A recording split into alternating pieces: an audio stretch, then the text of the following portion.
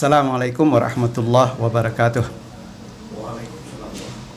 Alhamdulillah, nahmaduhu wa nasta'inuhu wa nastaghfiruh, wa na'udzu billahi min syururi anfusina wa min sayyiati a'malina. May yahdihillahu fahuwal muhtadi wa may yudlil fala hadiyalah. Asyhadu an la ilaha illallah wa asyhadu anna Muhammadar Rasulullah sallallahu alaihi wasallam, la nabiyya ba'dah, amma ba'du. A'udzu billahi minasyaitonir rajim. Bismillahirrahmanirrahim. Ahasiban nas ayyutraku ayyaqulu amanna wa hum la yuftanun. Bismillahirrahmanirrahim. Ma asaba min musibatin fil ard wala fi anfusikum illa fi kitabim min qabli an nabra'aha dzalika 'alallahi yasir. Sadaqallahu nazim. Bapak-bapak dan ibu-ibu, para pemirsa rahimakumullah,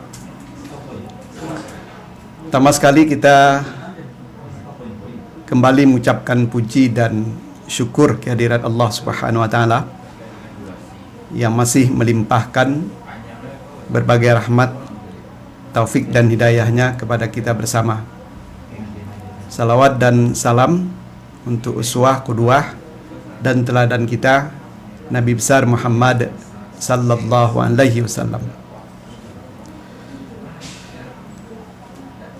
Dalam mensikapi situasi dan kondisi saat ini, di mana tidak hanya Indonesia, bahkan dunia dan hampir semua negara sudah terpapar dengan yang namanya COVID-19 atau dengan sebutan lain yakni virus corona. Pendengar dan pemirsa rahimakumullah, bagaimana kita melihat dari kacamata Islam? Kalau kita merujuk kepada dua ayat yang kita bacakan di awal, di mana ayat pertama berbunyi ma asaba min musibatin fil ard wala fi anfusikum. Artinya lebih kurang, apa saja musibah yang terjadi di bumi, bahkan di dirimu sendiri, kecuali semuanya itu telah tercatat di sisi Allah sebelum peristiwa itu terjadi. Dan yang demikian itu mudah bagi Allah. Ini disebutkan oleh Allah di dalam surat Al-Hadid di ayat yang ke-22. Kalau kita menyimak ayat tersebut, keyakinan kita mengatakan bahwa apa yang kita lalui hari ini itu adalah bagian dari perjalanan hidup kita manusia Indonesia dan manusia di negara-negara lain. Tapi kalau kita membaca ayat di dalam surat Rum di ayat yang ke-41, sepertinya dua ayat tersebut kontradiktif. Kenapa kita katakan begitu? Karena di dalam surat Rum itu Allah mengatakan zaharal fasadu fil barri wal bahri bima kasabat aydin nas liyudhikahum ba'dalladzi amilu la'allahum yarji'un. Telah terjadi kerusakan di darat dan di laut karena kesalahan tangan manusia itu sendiri, supaya mereka merasakan terhadap apa yang telah mereka lakukan. Semoga mereka kembali.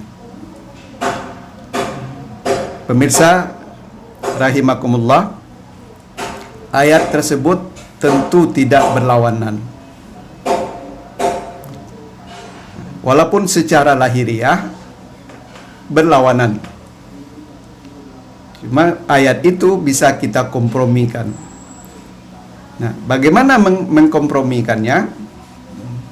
Kalau kita baca ayat-ayat pendukung lainnya dan hadis-hadis pendukung juga, maka dapat kita katakan bahwa segala sesuatu yang terjadi, baik yang kita sukai maupun yang tidak kita sukai, terbagi kepada beberapa bagian. Bagian pertama adalah bahwa kita sebagai manusia secara umum dan umat Islam secara khusus itu merupakan ujian dan musibah dari Allah, merupakan bagian dari fenomena hidup kita. Sunnatullah yang ditetapkan oleh Allah Subhanahu wa taala. Ini ditegaskan oleh Allah, di antaranya adalah walanabluwannakum bisyai'in minal khaufi wal ju' wa naqsim minal amwal wal anfus wath thamarat wa basyiris sabirin. Aku akan senantiasa uji kamu dengan berbagai macam, di antaranya adalah timbulnya rasa takut, kekurangan harta benda, kekurangan jiwa, dan kekurangan buah-buahan. Lalu Allah mengatakan wa basyiris sabirin. Maka beri kabar gembiralah kepada mereka yang sabar. Siapa mereka yang sabar itu? Adalah mereka yang ketika ditimpa oleh musibah, mereka mengatakan qalu inna lillah wa inna ilaihi raji'un. Mereka mengatakan semuanya berasal dari Allah dan semuanya juga kembali kepada Allah Subhanahu wa taala. Itu yang pertama. Jadi berarti tidak ada kita yang akan luput dari berbagai ujian dalam hidup. Taatkah kita atau tidak taatkah kita? Yang kedua, tujuan Allah mendatangkan musibah bencana tersebut tidak lain dan tidak bukan adalah sebagai ujian dari Allah Subhanahu wa taala. Kalau yang pertama tadi satu keharusan, maka yang kedua adalah dalam bentuk ujian. Ini dikatakan oleh Allah Subhanahu wa taala, ahasiban nas ayutraku ayaqulu amanna wa hum la yuftanu. Apakah manusia itu akan mengatakan, dibiarkan saja mengatakan bahwa dia beriman padahal mereka belum diuji.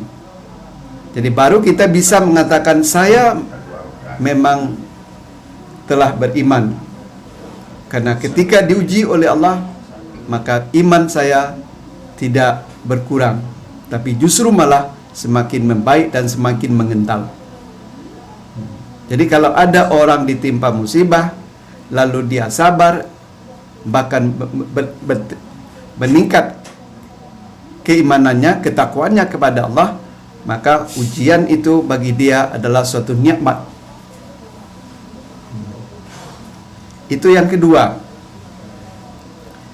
Yang ketiga, tujuan Allah memberikan musibah itu tidak lain dan tidak bukan adalah sebagai penghapus dosa. Siapa di antara kita yang tidak merasa pernah melakukan dosa dan kesalahan? Kalau ada orang mengatakan saya tidak pernah, berarti kemanusiaannya dipertanyakan. Nah, kenapa demikian? Rasul saja, manusia yang paling suci menurut kita manusia, tapi dia tidak pernah mengatakan dia tidak pernah bersalah. Itu dibuktikan dengan istighfarnya dalam satu hari berkisar antara 75 sampai 100 kali. Sementara di dalam hadis lain dikatakan oleh Rasulullah, kullu bani Adam khata'un wa khairu khata'in at-tawwabun. Setiap anak cucu Nabi Adam pasti bersalah.